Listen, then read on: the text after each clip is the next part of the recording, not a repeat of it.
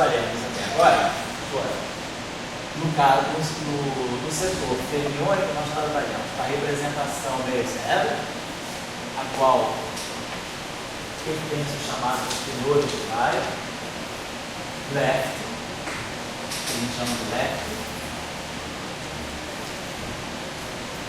A gente chamou esse espinor foi de Kildixil, me lembro. É left-handed. Foi Ki? Ki. Em cima Ki, embaixo Xi, né? Sim. É isso? Eu acho que foi essa a nossa convenção.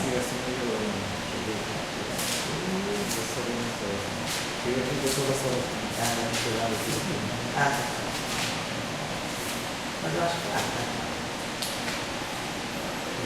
Esse perfeito. Então, esses são os espinores e alfa. Alfa variando de uma vez. Depois, nós trabalhamos com a representação zero dele, que nós mostramos ser equivalente à representação B0 estará. E a essa representação aqui pertence os espinores que nós chamamos de espinores de Wright, que são os espinores Xi, alfa, que nós trabalhamos. E nós temos visto, né, que nesse setor aqui, nós então agora estamos trabalhando. Vamos colocar aqui, né? Nesse setor aqui, nós trabalhamos com as matrizes de Pauli e sigma mi. E nesse setor aqui, com as matrizes de Pauli e sigma barra mi. E aí nós resolvemos trabalhar com a representação soma direta. Meio zero mais zero. Nessa representação aqui, que é a representação soma direta, nós colocamos um espinor Xi de 4 componentes que nós identificamos como o espinor Ki na parte superior e o espinor Xi na parte inferior. Então, nós estamos a trabalhar com espinor de 4 componentes, mas numa representação redutível dessa forma. E nós vimos que nós podíamos sumarizar o conteúdo das duas equações de Weyl numa única equação. Nós passamos a trabalhar com essa equação I, H cortado, gama mi, dmi, Xi igual a zero, onde nós tínhamos as matrizes gama mi definidas desse modo aqui. Zero, sigma barra mi, sigma mi, zero. Então, desse modo, essa equação aqui se desdobra em duas equações, né? Que vai ser isso aqui, isso ficamos nessas duas equações aqui, I, H cortado, sigma barra mi, dmi, atuando em Xi igual a zero, e H cortado, sigma mi, dmi, igual a zero. Então, o que nós estamos colocando aqui? Nós congregamos, nós agrupamos essas duas equações numa só, mas elas continuam desacopladas. Então, a nossa ideia seria como nós poderíamos acoplar essas duas equações de tal maneira que essa representação fizesse sentido, não como uma soma direta, mas como uma representação realmente irredutível. Essa do jeito que está aqui, ela é irredutível. Essa equação não se comunica com essa, são duas equações desacopladas. Então, nós pensamos o seguinte: na aula passada, nós tínhamos observado o seguinte: quando essa matriz gama mi, zero, sigma barra mi, sigma mi, atua. Então, isso aqui é uma matriz 4 por 4 dividida em submatrizes 2 por 2. E aqui o nosso espinor de 4 componentes, nós também colocamos essa representação na soma, né, de duas representações bidimensionais. Mas aí a gente observou que, ao atuar com essa matriz desse espinor, esse espinor aqui sobe e esse espinor aqui desce. Então, o que a gente observa é que, se esse espinor aqui está na representação 0,5, sigma barrado I está na representação meio zero. Então, sigma barrado I, se esse objeto pertence à representação meio zero. Quando essa matriz atua aqui, ela traz ele para esse setor. Então, isso significa que esse espinor aqui tem a seguinte estrutura de índice: sigma barrado I, se ele tem um índice alfa. Então, isso tem que ser pensado desse modo: sigma barrado I, alfa, alfa contra, si alfa contra. Então, a matriz sigma barrado I, ela leva a representação 0,5 na representação meio zero. Ela faz esse acoplamento, né? Então, ela pega um objeto na representação 0,5 e acopla com o objeto da representação meio zero. O papel da matriz sigma barrado, né, é fazer isso aqui. Ela tem dois índices. Esse índice aqui está na representação 0,5. E esse índice aqui, então, está na representação meio zero.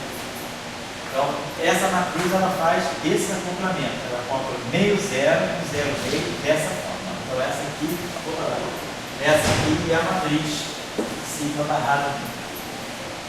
Então, eu estou começando agora. Então,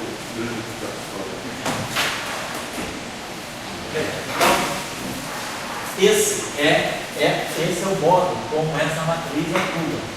Então, o que a gente está observando?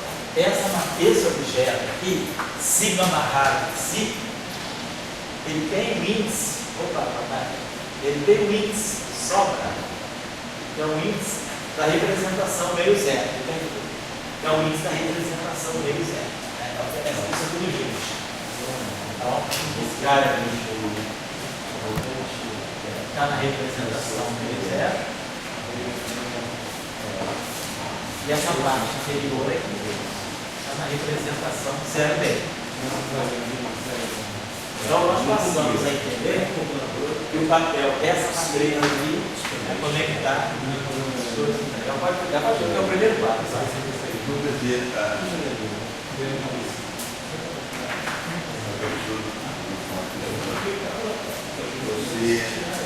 Isso agora eu estou pegando, eu tinha feito nas aulas passadas, nós trabalhamos a representação vai e left, trabalhamos a representação vai e right, e depois nós juntamos as duas representações, nós fizemos a soma direta das duas representações. E agora a gente está procurando um meio de acoplar as duas representações. Então, essa aqui é a forma, vamos dizer, desacoplada da equação de Dirac. A equação de Dirac, na verdade, não é uma equação de Dirac, ela simplesmente reúne as duas equações de Weyl, a equação de Weyl para o espinor right e a equação de Weyl para o espinor left. É isso que essa equação está fazendo. O que nós estamos buscando agora é dar um sentido para o acoplamento entre essas duas equações. Você não sabe que tem forma. Eu não sei. Então você está juntando duas entidades. Duas representações irredutíveis independentes. Então você está juntar Eu fiz uma soma direta. As duas representações. Vamos trabalhar agora com essa representação aqui, que é uma representação, no fundo, redutível, porque é agora duas, estão desacopladas. Então, essas duas equações de Weyl estão dentro de uma única equação, mas isso aí é uma organização artificial, porque na verdade eu não estou acoplando as duas equações, eu tenho simplesmente duas equações desacopladas colocadas junto. E aí, para entender um pouco melhor esse acoplamento, nós estamos fazendo esse estudo aqui. Essa matriz γ-mi, quando ela atua nos espinores irredutíveis, ela muda a representação do espinor. Então, esse espinor, si, está na representação 0,5. Mas quando essa matriz atua nele, ela traz ele aqui para cima, ou seja, ele vem para a representação esse objeto aqui, sigma barrado mi, se ele está na representação meio zero. Então, se ele está na representação meio zero, o índice dele tem que ser um índice alfa. Isso aqui é um espinor com índice alfa. E aí, claro, a gente coloca isso aqui em termos de elemento de matriz, fica dessa forma. Então, esse índice alfa aqui está livre. Ele pode ser capturado por um índice da representação meio zero. Então, essa matriz aqui, ela faz esse acoplamento. Ela leva a representação zero meio para a representação meio zero. É o papel da matriz sigma barrado mi. E aí agora a gente observa essa matriz aqui. Essa matriz, ao bater desse espinor, ela traz ele para baixo. Então ela traz o espinor. Então esse objeto agora, vou pegar isso aqui, sigma mi. Que esse objeto, ele sobe. Desculpa, ele desce. Então ele passa para a representação zero meio. Então, se esse espinor aqui está na representação meio zero, está aqui em cima, essa combinação traz ele para a representação zero meio. Então, esse espinor aqui, ele tem que ter no final do dia um índice livre alfa ponto. Então, a estrutura da matriz sigma aqui, ela é alfa ponto, alfa e alfa. Então, essa matriz aqui, ela vai acoplar a representação meio zero com a representação zero meio. Então, o que eu vou ter que fazer aqui seria pegar o si barrado, não, si alfa ponto, aí aqui o sigma mi alfa ponto alfa, e aqui o alfa. Então, o papel dessa matriz agora é justamente acoplar a representação meio zero com a representação zero. Então a gente entende como essas matrizes atuando nos espinores, elas definem novas propriedades de transformação. Então significa que eu sei transformar do ponto de vista das transformações lógicas, eu sei como é que esse objeto aqui se transforma. Né? Se transforma na representação meio zero ou na representação zero meio. Uniu as duas representações. Isso. Eu uni as duas representações com equação limpa, mas eu ainda não acoplei. Elas continuam desacopladas aqui. Eu consegui colocar tudo numa notação, vamos dizer, compactada, mas elas ainda estão desacopladas. Agora, esse estudo aí, só uma propriedadezinha para a gente lembrar da aula passada, era a seguinte: se nós pegarmos o anticomputador na matriz gama mi, só para a gente lembrar, então isso aqui dava para nós, né? Essa matriz aqui fica diagonal, aí ficava. A simetria aqui, porque o si alfa tem uma simetria lógica diferente do si alfa. Isso. Vocês não estão pensando nisso? Não, ainda não. Ainda não.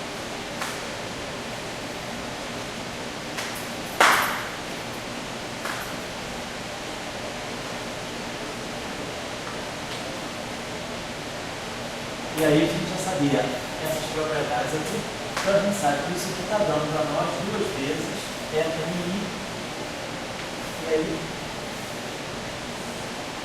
a identidade 2 por 2, 0, 0, e a identidade 2 por 2.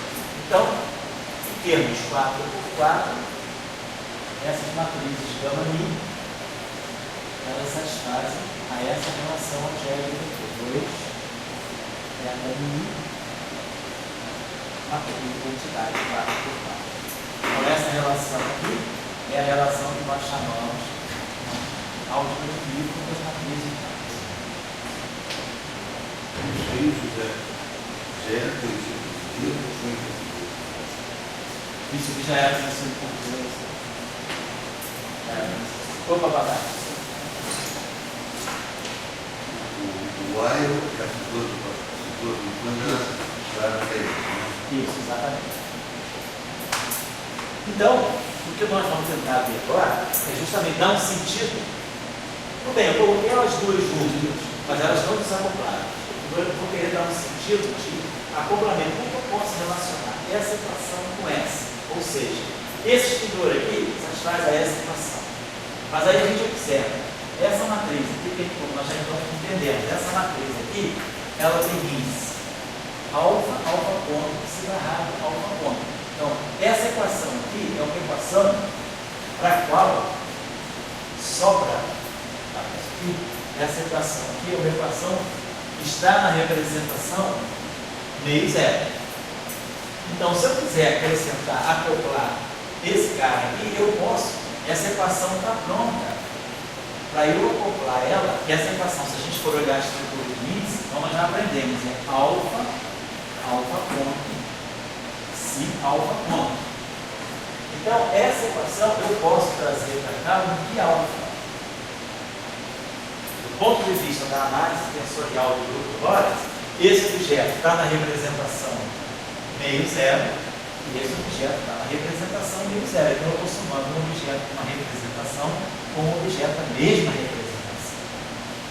A única questão que tem em jogo aqui é a dimensão. E H cortado dI tem dimensão de momento.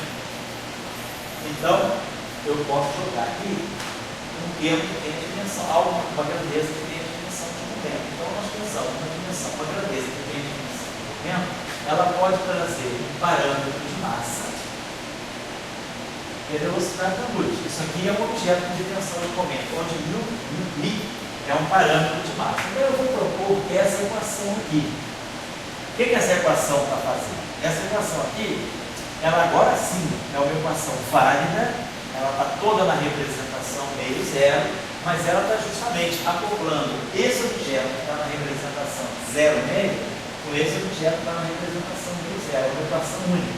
Então, esse objeto está na zero meio, tá, mas esse objeto aqui, quando atua nele, dá um resultado na meio zero, que é esse cara aqui. E aí eu vou fazer a mesma coisa na equação que nós tínhamos embaixo. I, H cortado. E essa é a equação geral que está dando dois. É. Tá? É o modo que eu encontro de acoplar essas duas representações. Então, esse cara aqui tem índice alfa, então essa matriz aqui vai ter índice alfa ponto alfa. Então, o índice livre dessa equação é o índice alfa ponto. Ou seja, essa equação aqui, ela está na representação zero meio. Então, eu vou jogar aqui um objeto que tem também uma dimensão desse tipo, um parâmetro milímetro, C, e aqui eu vou colocar o psi alfa ponto. Então, agora, eu tenho certeza que eu estou escrevendo. Agora, essa equação aqui, vamos dizer, ela faz mais sentido. Porque realmente agora, além de ter colocado juntos esses dois estrutores, e a massa, né? e um parâmetro de massa. É a É velocidade da luz, porque esse lado aqui tem dimensão de momento. Aqui é cortado ali tem dimensão de momento. Então eu tenho que colocar aqui alguma coisa que tenha dimensão de momento para os estudadores terem as mesmas dimensões. Certo? Então, nós estamos redigindo, né, essa equação desse modo. E aí a gente poderia, vamos ver o que isso aqui está dizendo para nós. Vamos, por exemplo, vamos substituir esse cara aqui, de alfa, né? Eu posso substituir esse aqui, alfa, aqui. Então vamos, por exemplo, vamos tirar esse. Então vamos colocar antes mais rápido. Essa equação aqui, então, ela pode ser escrita dessa forma: I, H cortado, gama mi, dI, psi, mais uma forma, vou dar essa equação de uma forma 2 por 2, né? Então, uma forma 4 por 4. Esse extintor aqui, essa equação aqui está assim, ó, isso aqui é 0, sigma barra mi, sigma mi, 0, dI, dI, psi. Agora eu estou jogando esse termo aqui. Pode jogar essa matriz assim, mais, se fizer isso aqui, eu estou nessa equação de psi, posso colocar aqui, ó, mi, c, posso colocar aqui, psi, igual a 0, 0, em linha assim, olha só, essa equação ela vai dar IH cortado, sigma barrado em dmi psi, mais IC igual a zero. E depois, na segunda linha, ela vai dar IH cortado, sigma mi dmi psi, dmi qui, IH cortado, sigma mi dmi qui, mais dmi c psi. Então, essa equação, ela pode ser colocada nessa forma. Foi?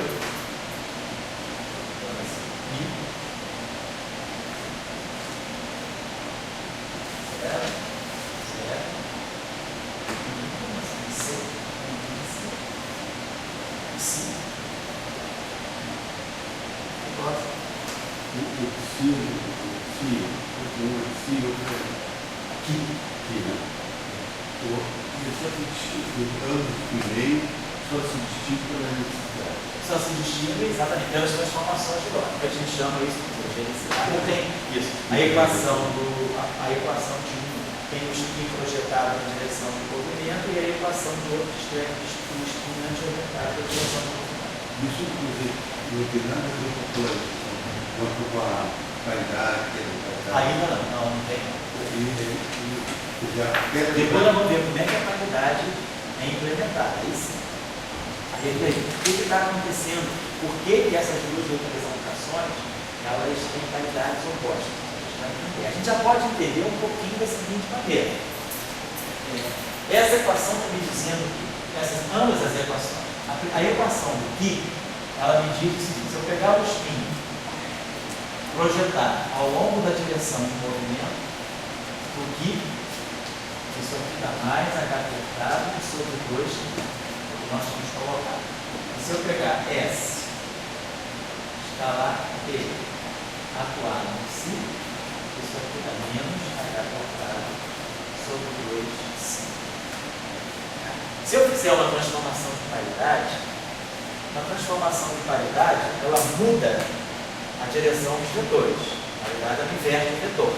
Então, esse vetor vai em menos E. Então, se eu fizer uma transformação de paridade, nessa equação, deixa eu apagar essa equação. Se eu fizer uma transformação de paridade nessa equação, ela fica menos deixadora. O spin é o momento angular. O momento angular é R vetorial P. Então, quando você faz uma transformação de paridade, esse muda e esse muda. Então, o momento angular não muda. Então, o spin muda. Então, o spin vai nesse cara. Então, essa equação aqui. Então, se eu fizer uma transformação de paridade, quer dizer, o meu linha, isso aqui está dando menos H cortado sobre 2 km. Então, o que essa equação está me dizendo é que uma transformação de paridade. Não, então você ficou menos. Porque essa escalar P era H cortado sobre 2. Então, menos essa escalar P vai ser menos H cortado sobre 2.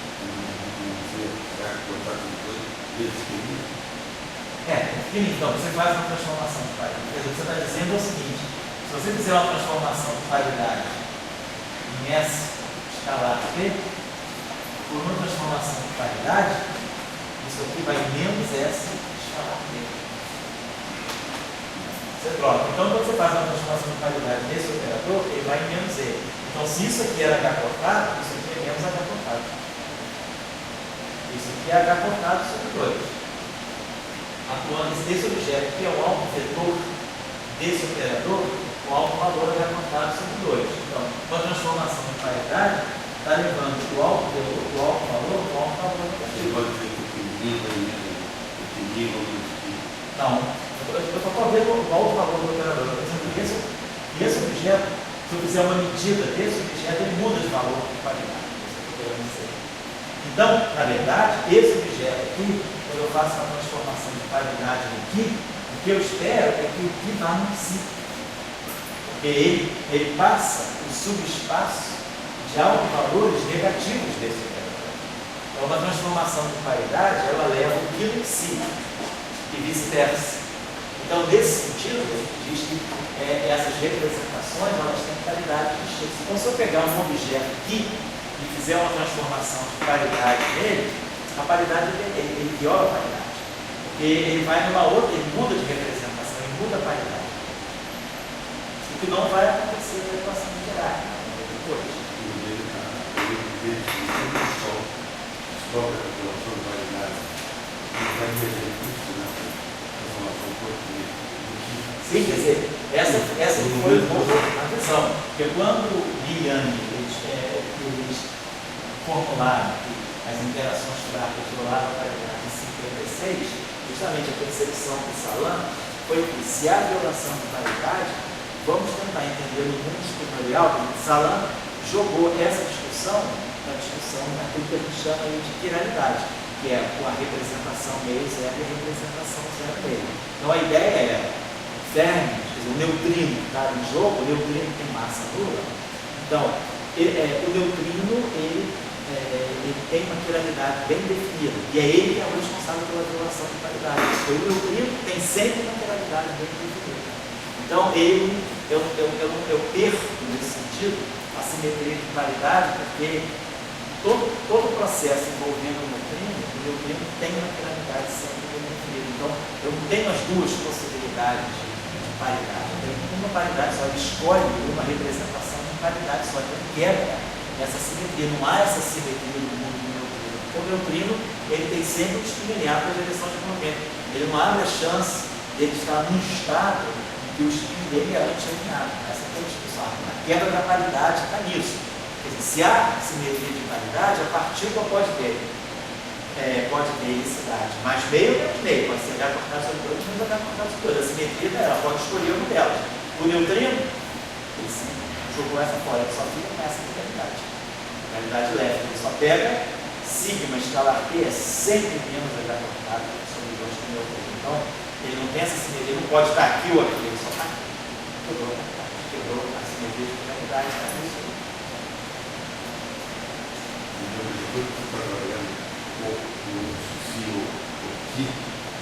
Você quebrou a paridade.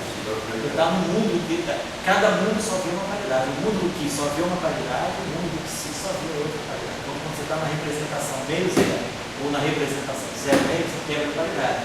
Justamente o papel da equação de Fermi e de Dirac, que nós estamos construindo, é que ele agora, essa equação vai virar a equação de Dirac, nós vamos ver daqui a pouco, as duas representações estão presentes numa única representação. Então, o papel do termo de massa, que é o que nós vamos entender, é justamente restituir a paridade. Porque essa equação aqui era desacoplada dessa. Então, aqui nessa equação, quando eu tenho essa equação aqui, eu só vejo a representação meio zero ou a zero meio. Quando eu coloco esse termo, junto com a zero meio, eu vejo o meio zero. E junto com a meio zero, eu vejo a zero meio. Então, eu abro a chance de não quebrar mais a paridade, porque os dois setores de quiralidade, de helicidade, estão presentes na mesma equação. Então, está acontecendo aqui. Vou escrever essa equação de uma forma, para evitar de colocar essa matriz de 2 por 2 aqui, vamos colocar uma notação assim. A questão de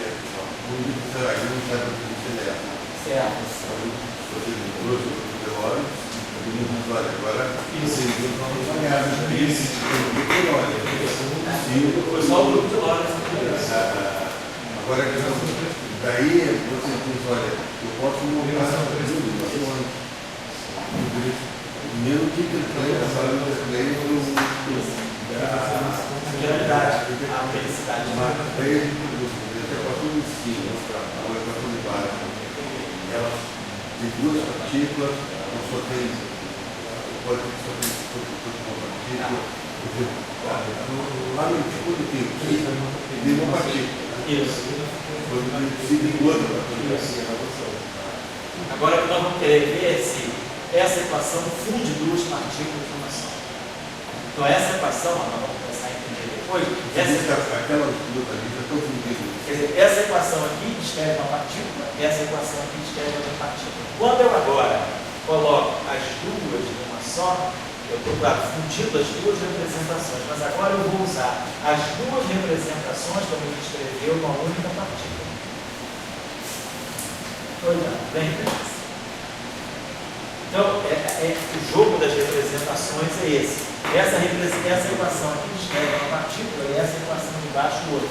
Quando eu agrego esse termo aqui, nós vamos ver agora que o papel desse termo é juntar duas representações que eu descrevi, na verdade não uma só partícula, na verdade duas, o elétron e o positivo, mas no princípio vamos dizer uma categoria de partículas, que é o elétron.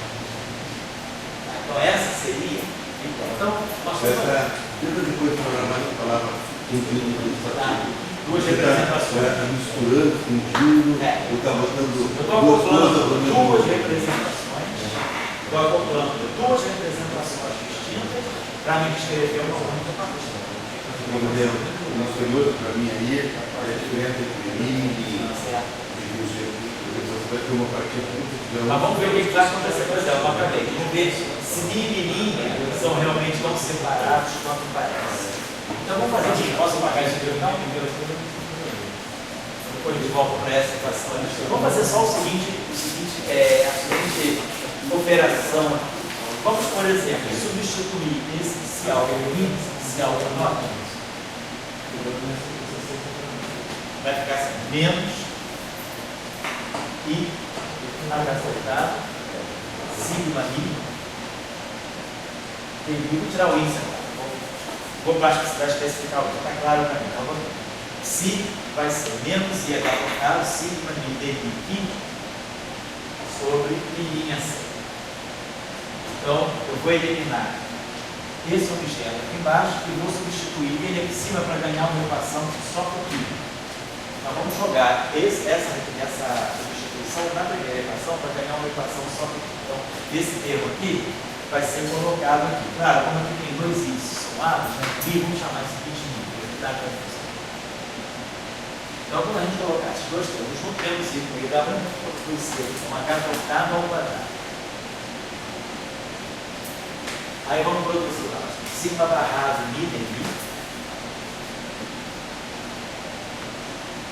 E aqui nós vamos produzir o sigma I dI. Tudo isso, então, vai estar atuando só no I. Sobre I' C. E aí eu vou multiplicar toda essa equação por I' C. Vamos já tirar o efeito desse I no denominador, jogando ele no numerador. Então aqui vai produzir mais I' C2. E aqui, cos colocar assim. Ou então só reagrupando isso aqui, tudo isso aqui para acortar ao quadrado uma vez, esse termo aqui vai ficar sigma barrado I, sigma I. Ele como operador, né? Mais I' C2 sobre H cortado ao quadrado. Tudo isso aqui atuando então nesse exterior meio zero, I igual a zero. Aí vamos lembrar então das aulas anteriores. Essa combinação que nós já tínhamos feito esse cálculo. Essa combinação aqui é simétrica em I. Se ela é simétrica em I, ela vai pegar só a parte simétrica em I. Então ela vai produzir. Vou poder substituir essa combinação aqui por um meio de sigma barrado I, sigma I, mais sigma barrado I, sigma I. Então, devido à simetria desse termo em I, eu vou pegar a parte simétrica. Mas a parte simétrica é 2 eta I vezes a identidade. O 2 cansado. Então aqui a gente vai produzir, na verdade, no final de tudo, com eta I vezes a matriz identidade. Só que eta I é essa, então está lambertiana. Então essa equação aqui, ela produz para nós essa expressão. Está lambertiana mais I' C2 sobre H cortado ao quadrado igual a zero. Indo no espaço dos momentos, então fica claro para nós que essa equação fica dizendo da lambertiana é menos P2. Então, menos P2 mais isso aqui é igual a zero, ou seja, P2 é igual a I' C2 sobre H cortado ao quadrado. Então, claro, eu vou poder identificar isso aqui claramente está me dizendo que esse objeto aqui é o representativo de um momento correspondente a uma partícula massiva, P2 igual a I2 C2. Né? Então, isso aqui para nós é uma massa ao quadrado, M2 C2, sobre H cortado ao quadrado. Então, isso aqui para nós, vamos dizer, isso aqui para nós está representando N2 C2. Vou colocar assim. N2 C2, sobre H cortado ao quadrado. Então, fica claro para nós que esses dois parâmetros, mim e mim, eles têm um papel. Eu posso fundir esses dois parâmetros, esse parâmetro de massa. Vai aparecer, na verdade, mim e linha, independentemente, isoladamente, não tem sentido, porque está aparecendo sempre um produto. Eu não vou fazer o cálculo, agora vai ser a mesma coisa. Se eu faço o contrário, eu elimino esse π aqui, por essa equação, trago ele aqui para baixo, vou ganhar uma equação que eu vou eliminar π em função de psi. Aí essa equação aqui vai ficar uma equação só para psi. Aí quando eu olhar a equação para psi, fazendo esses mesmos cálculos, fazendo o mesmo procedimento, se nós olharmos a equação do psi, que vem da eliminação desse par e trazer ele para cá, essa equação vai dar exatamente isso aqui para baixo. Então vai dar essa mesma representação. Então isso está dizendo que as duas equações, tanto a equação aqui quanto a equação para psi, elas estão descrevendo a mesma massa. Não mudou nada. Você vai ter a mesma relação de dispersão.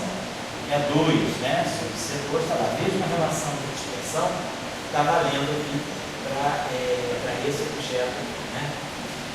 Então, nós vamos identificar. Então, na verdade, vamos dizer assim, o mio e linha, né, são objetos são os dois objetos que se fundem em um só. Então, o que nós podemos fazer, explicar normalmente, a gente identifica I igual a linha e, por convenção, é uma questão meramente. O que é importante é que μ e linha tem M2. Então, eu vou identificar μ e linha com parâmetros menos M. Então, a gente coloca isso aqui é uma escolha. Então, a equação, ela ganha para nós a seguinte forma. E acrescentar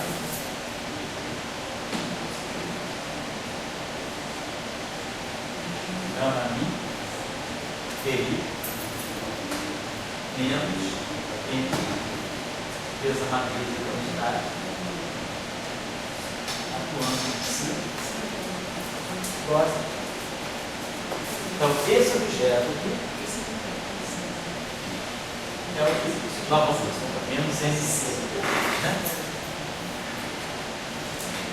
Essa equação aqui é a equação que nós vamos chamar de equação de Dirac. Então, Dirac propõe uma equação essa que é a forma que a gente chegou a construir da chamada equação de Dirac. Ela está então descrevendo um objeto de espinheiro com uma massa, né, de repouso M. Dessa equação aqui, o que está saindo é essa relação T2 igual a M2 C2, né? Acho que a gente deveria cortar ao quadrado.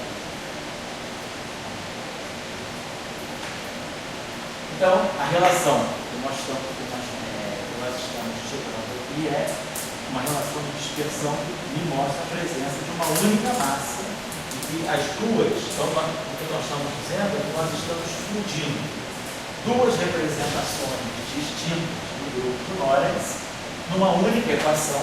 Essa equação aqui ela envolve a representação meio zero e a representação zero meio. Quem faz o acoplamento das duas representações é esse termo aqui. Então, essa equação aqui foi a equação que Dirac usou para descrever uma partícula massiva, né? Uma partícula de espinheiro massiva. Não temos ainda, eu vou discutir a questão da carga elétrica que está em jogo. Então, e o termo, né, o que é fundamental dessa equação é essa relação aqui, que é a relação que define, né, que a gente chama de álgebra das matrizes. Aquelas matrizes que ela lá, vou pagar aqui, elas trazem essa relação aqui.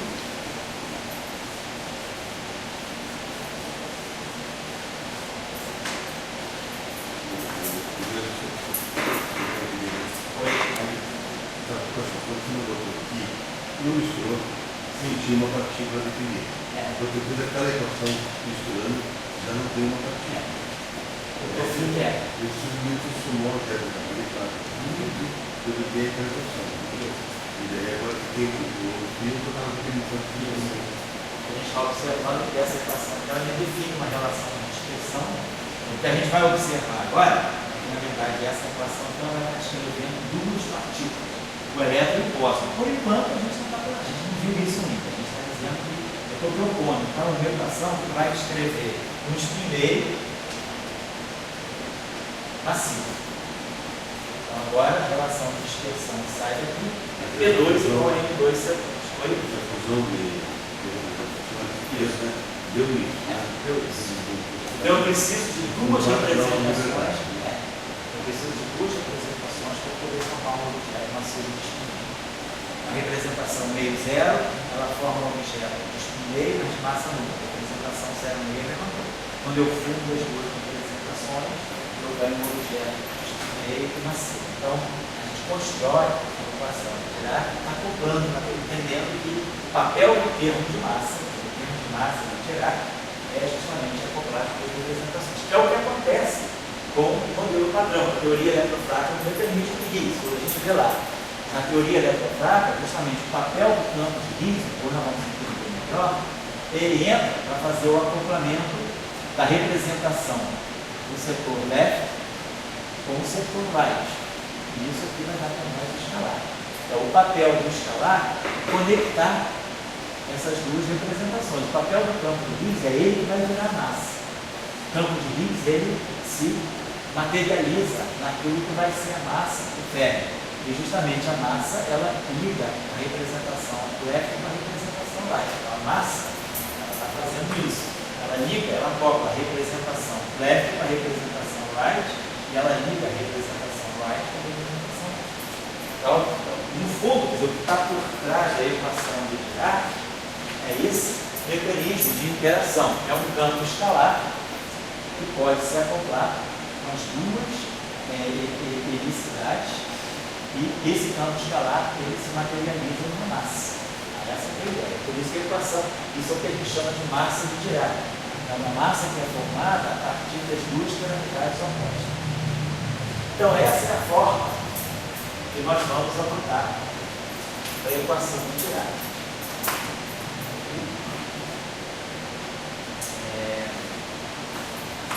Aqui é melhor a gente colocar aqui a relação de dispersão, como quando a gente fizer a relação de dispersão do espaço de momento, né? Isso aqui vai estar dando para nós K2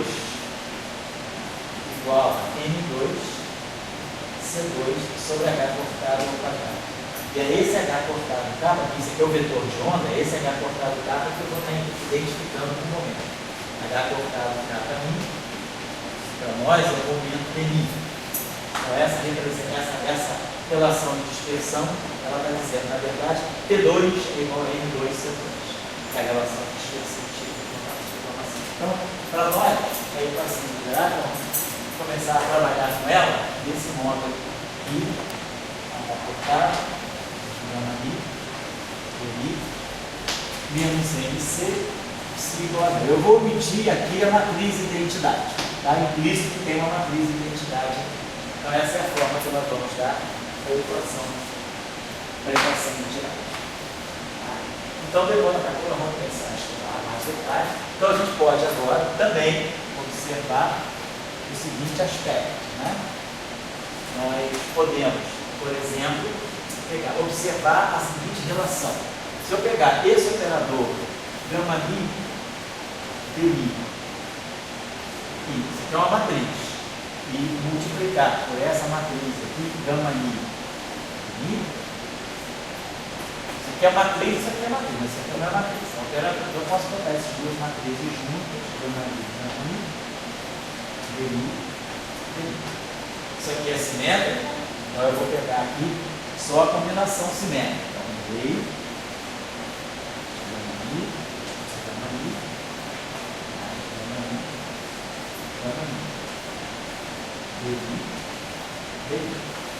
isso aqui nós sabemos, dá duas vezes a métrica de Ricode vezes a matriz de identidade. Né? Vou passar o último. Então, esse lado direito aqui dá para nós, dá lambertiano. Dá lambertiano fez a matriz de identidade.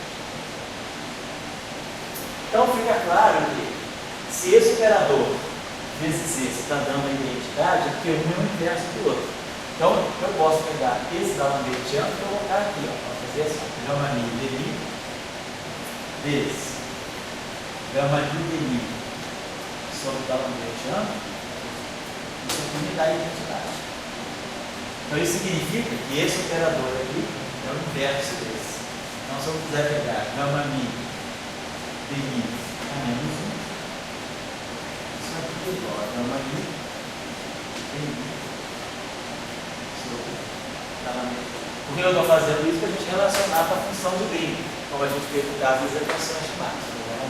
Então, essa relação operatorial é uma relação operatorial simples, né? Mas vai ser bastante importante.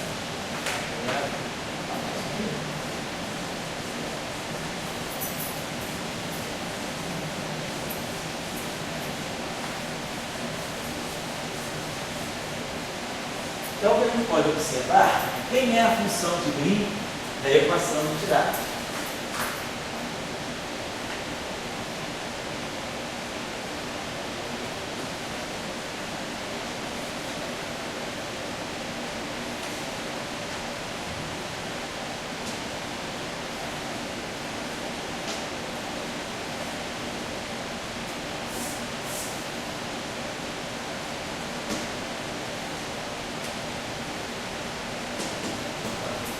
Então, para fazer a função de Green, nós já sabemos o que fazer.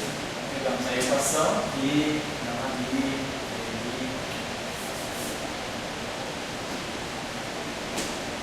menos mc igual a uma certa corrente externa. Claro, uma corrente equatorial. Essa equação é uma equação equatorial. Essa equação ela se lê assim: mi h cortado gama mi índice alfa dmi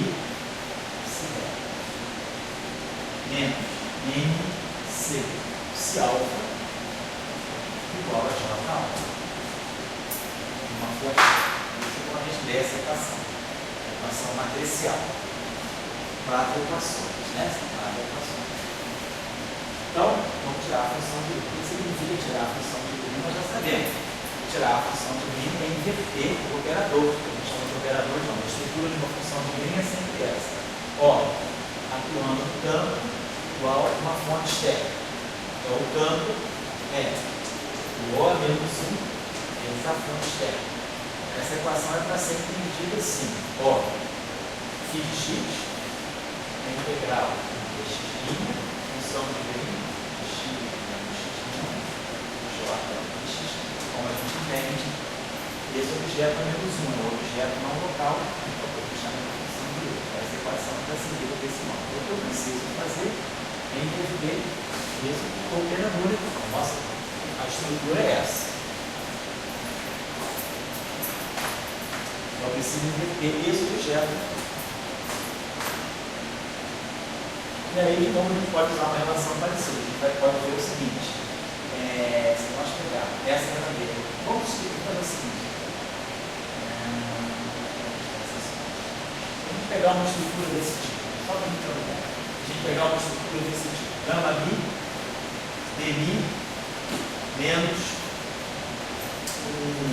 um alfa.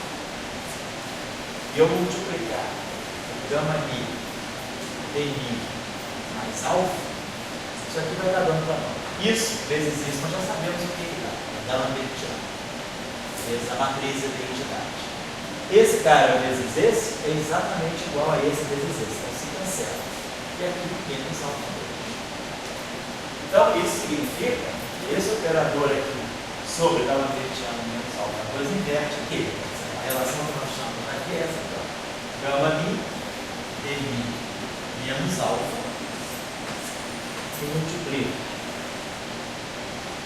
gama mi dmi mais alfa sobre da lambertiano menos alfa 2 é igual a identidade.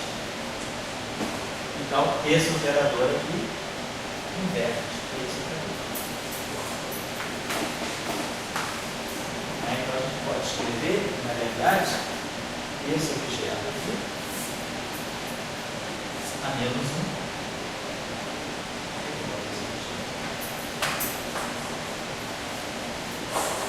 Então, é o que eu estou fazendo ali. Então, a diferença entre aqui.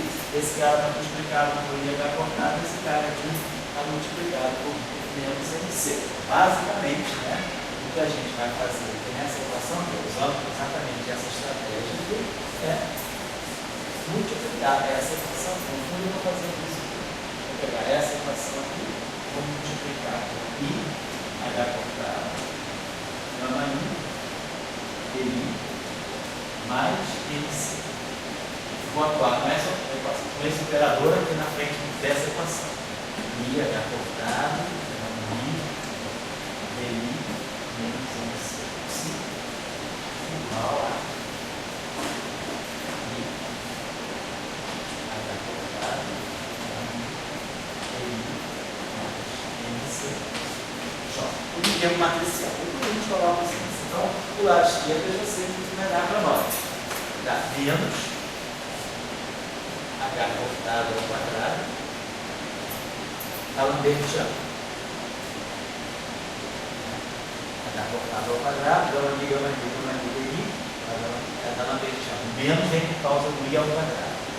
Menos N2 C2. Se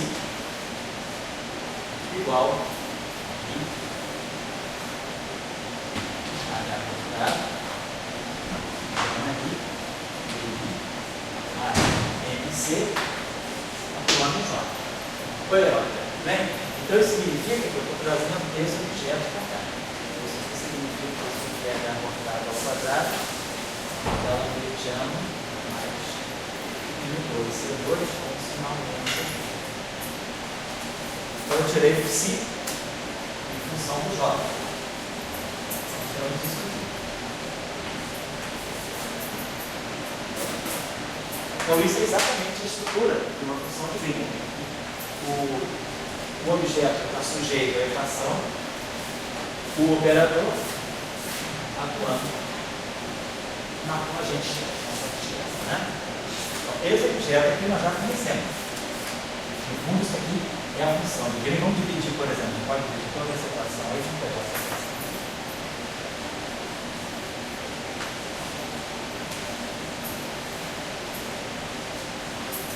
Eu estou escrevendo o seguinte, dizendo que posso dividir isso aqui por H cortado ao quadrado, fatoram H cortado ao quadrado.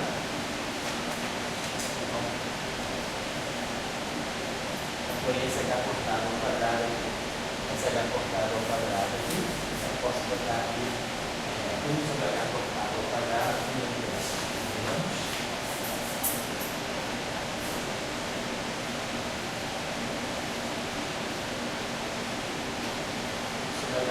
ao quadrado, tudo isso.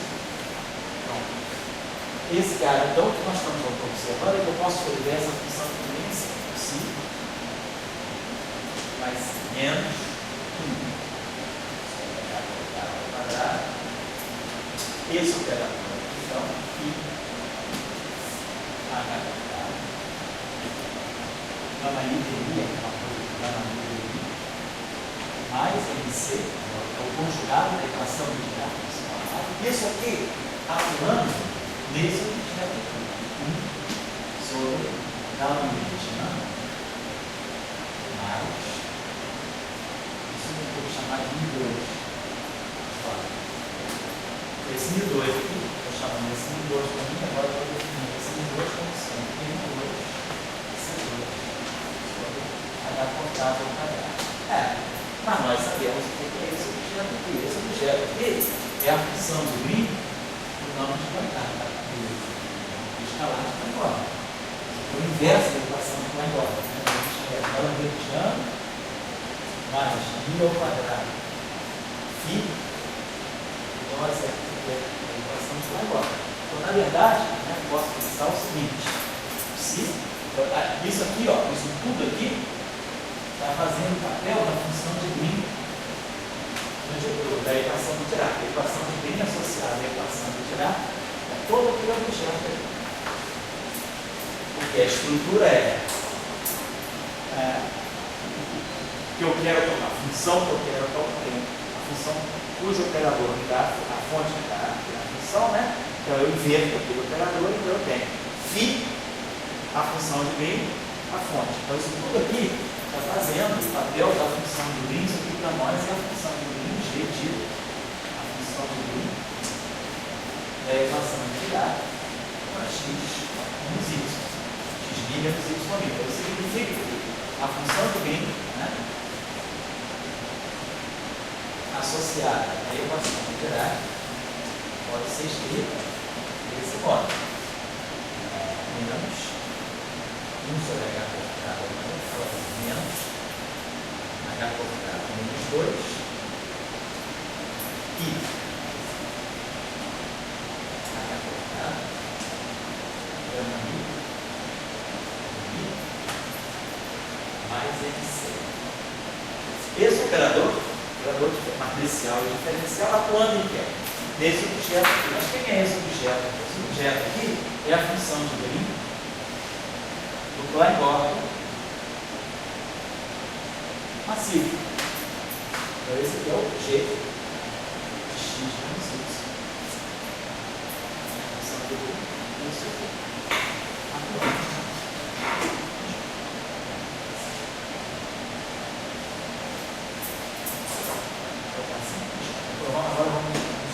Vamos escrever isso aqui direito. Então, essa função de Green aqui nós já calculamos no início do curso. A gente calculou a função de Green 1 sobre a Lambertiano, que é a função de Green das equações de Marx, e depois eu dei para vocês a função de Green associada a uma equação de Klein-Gordon massivo.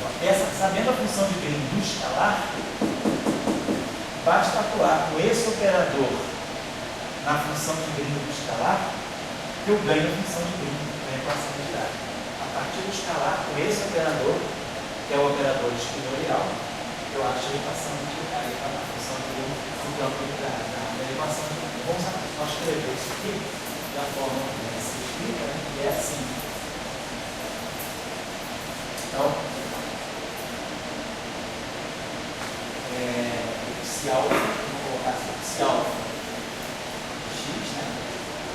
Ele é então menos aportado menos 2.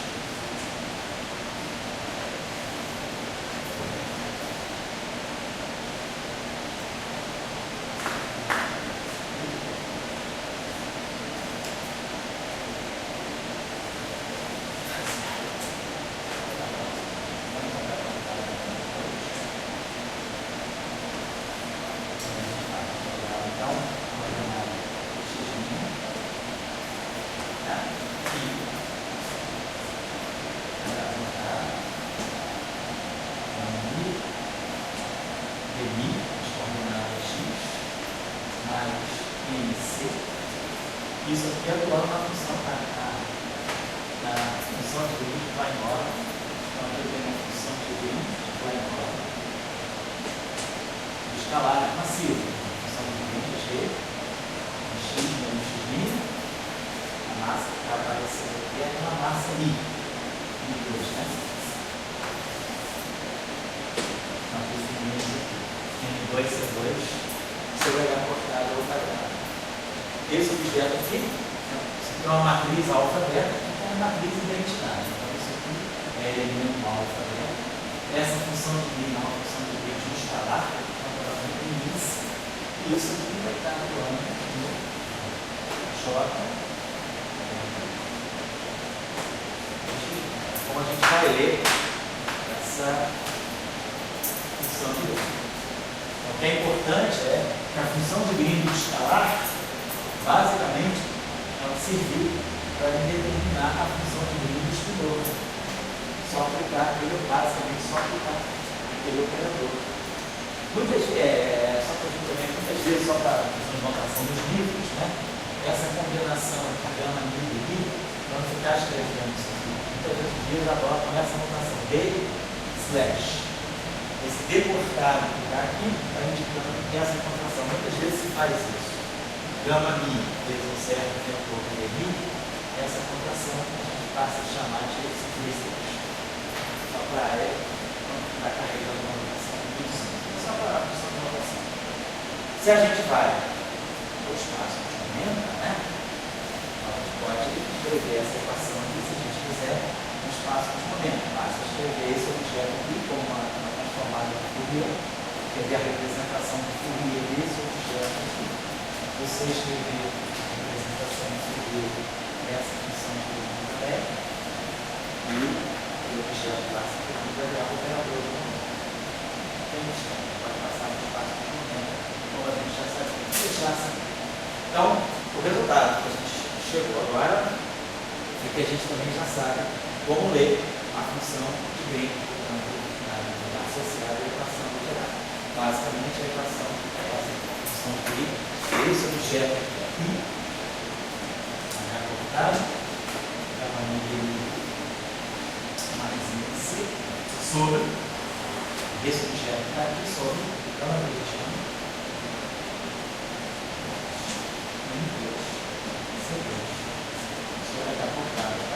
olha a representação do espaço de momento, isso aqui, do espaço de momento, a representação disso aqui é I dmi é o momento PMI, capa mi. I dmi é o capa mi, vai ficar acordado, gama mi, PMI, mais MC. A lambertiana fica menos P2. Menos P2.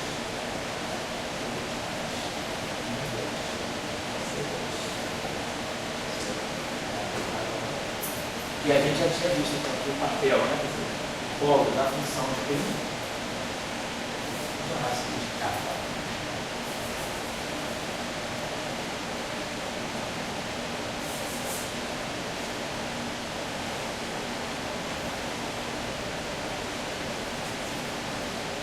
Estou mostrando para nós que a gente tem um polo em H cortado ao quadrado, capa 2, que é o nosso P2. Igual a M2C2. Então, está indicando justamente a existência de objetos assim.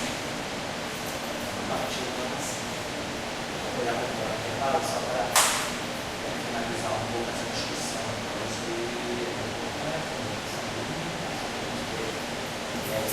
Igual aqui.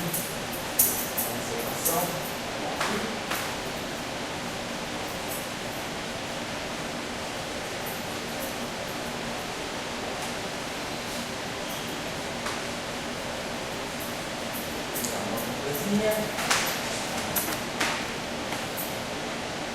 Trabalhou, seu geral, genérico, tem uma outra representação. Então, nós estamos trabalhando com essa representação chamada de matrizes de gama mi, que satisfazem a álgebra de Clifford. Então, nós trabalhamos com ela nessa representação 4x4 of diagonal. Vou botar no 0, aqui o sigma ali, aqui o sigma ali. Então, essa representação das matrizes de gama, essa é a chamada representação de Weyl, que ela veio das equações de Weyl. Representação de Weyl das matrizes de gama, essas matrizes de gama organizadas em forma de duas matrizes de Weyl é a representação dessas matrizes de Weyl. A representação de Weyl das matrizes de gama do Dirac.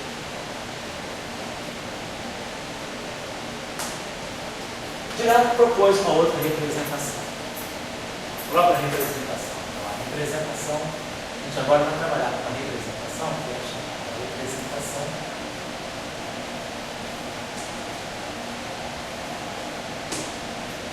de Dirac. Essa aqui.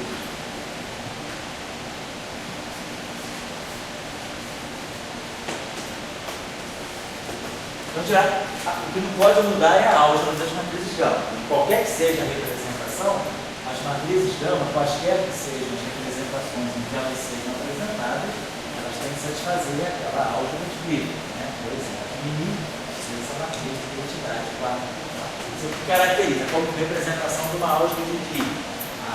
As relações de comutação entre os geradores não mudam, eu mudo simplesmente as representações em que representações matriciais dos geradores. Então, independentemente das representações, esse resultado é sempre falado. isso aqui. E aí o que a gente observa, bom, agora só chamar a atenção, o que é importante é o seguinte, vamos voltar a essa representação. Essa representação, só voltando rapidamente, né? Gama mi. Gama mi, então, duas vezes mi, vezes a matriz de identidade. Se eu pegar aqui 0, 0, isso aqui me diz que a matriz gama 0 ao quadrado me dá a identidade. E as matrizes espaciais gama i ao quadrado, elas me dão menos a identidade. Então, essa matriz aqui satisfaz essa relação. Gama 0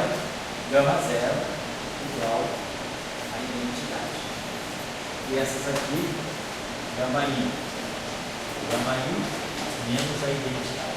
Quando eu estou escrevendo essa relação aqui, não tem a soma em i, não. Estou pegando um gama i em particular. Estou somando sobre i, não. Estou pegando, por exemplo, ou gama 1, ou gama 2, ou gama 3. E é claro que as matrizes gama, a matriz gama 0 anticomuta em qualquer matriz gama i, porque eta 0i é 0, e as matrizes gama i espaciais distintas, elas também anticomutam desde que o i seja diferente do j. O eta i e j é 0 quando o i é diferente do j. Então, para lembrar dessas relações. E aqui observe o seguinte, como isso aqui é identidade, eu posso, quer dizer, escolher representações unitárias, de tal maneira então, que gama 0 seja o próprio gama 0 Dagger. Ou seja, a matriz gama 0 é hermitiana.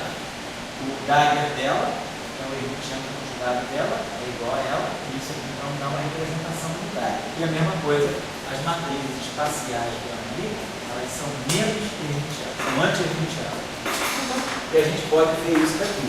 Se eu pegar gama 0, aqui fica identidade. Então a matriz gama 0 é identidade. Se eu pegar aqui as matrizes espaciais, aqui é menos sigma e aqui é sigma. Então quando eu tomo o hermitiano conjugado, ela troca de sinal. Então as matrizes gama, elas são no setor temporal hermitianas, no setor espacial anti-hermitiano. Só para lembrar. Esse capítulo para vocês. Vou voltar aqui. Então, a representação que tirar depois, então, é uma representação que tem que satisfazer a essas relações e a matriz gama 0 é hermitiana, as matrizes gama i são anti-hermitianas. Então, Dirac propõe a seguinte representação das matrizes gama. Na chamada representação de Dirac, a matriz gama 0 ela passa por uma forma diagonal. Coloca aqui a identidade.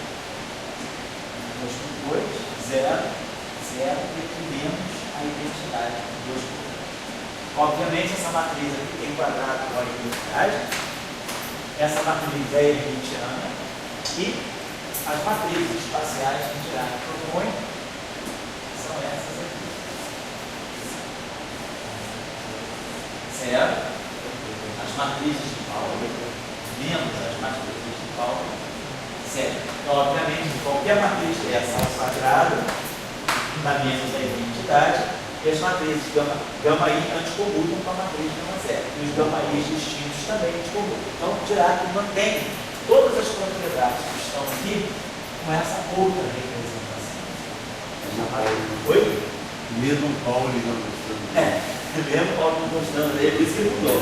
Ninguém vai parar na representação de Pauli, né? Vai ser uma humilhação, né? Tinha que ter a representação dele. Aí, né, o italiano também quis fazer a representação dele. Tem a representação chamada também de Majorana. Majorana propôs, nos estudos dele como Fermi, a representação então, de Majorana, que é muito útil depois para a gente discutir objetos que são autocomputados de Dagger, possivelmente neutrinos de Majorana. Então, a representação de Majorana das matrizes gama é caracterizada por ser puramente imaginária. Majorana escolheu a seguinte representação. A matriz gama 0, para ele,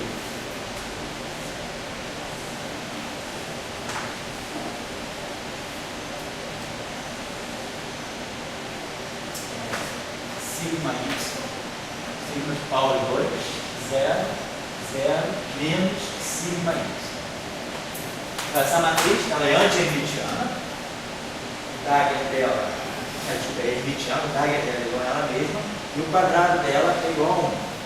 Aí Majorana propõe que a matriz gama 1 seja puramente imaginária essa matriz. Majorana então propõe isso aqui. Pi sigma x 0, 0, menos I sigma x. Então, essa matriz aqui tem quadrado igual a menos 1. É anti-hermitiana e anticommuta com essa. Aguardando as propriedades da álgebra do Newton. Essas matrizes aqui, essas duas matrizes já estão satisfazendo esse caminho. Depois, a matriz gama 2, ela é tomada na representação de Majorana como sendo I sigma z 0, 0, menos I sigma z. É uma representação também puramente imaginária. O quadrado dela é menos 1, ela é anti-hermitiana e ela anticommuta com todas as demais. E aí, a matriz gama 3, na representação de Majorana,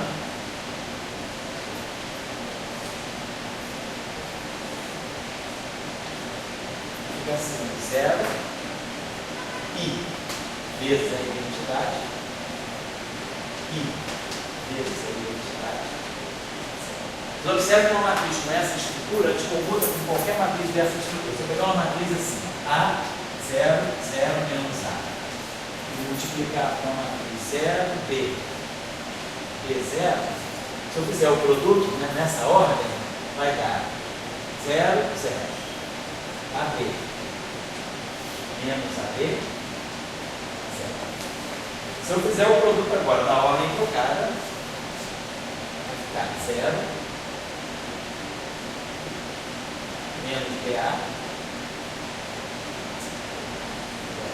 essa matriz aqui, desculpa, é identidade.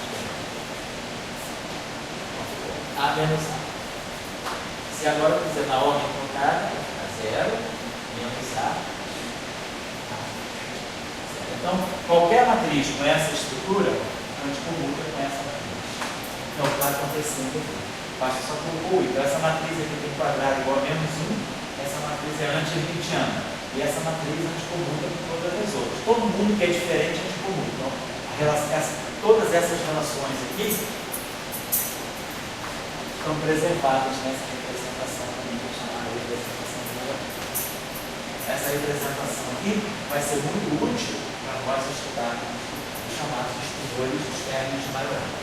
Então, que são hoje em dia, né, são muito populares aí na matéria condensada. Os términos de Majorana, os isolantes topológicos, os metais estranhos, os supercondutores topológicos, toda uma matéria condensada lá, bastante ênfase essa discussão dos estudores de Majorana. Então, os espinores de Weyl são muito úteis para descrever objetos tipo neutrino, neutrino de massa nula. A representação de Dirac ela é útil para descrever férmions carregados e massivos. Então, férmions massivos carregados, tipo elétron, pósitron, quarks. A representação de Majorana ela é útil para descrever férmions massivos neutros. Então, sem antipartícula, autoconjugado, ou seja, aqueles férmions cuja partícula é a própria antipartícula. Então, a questão é, na física de partículas elementares, nós ainda não temos um exemplo de partícula neutra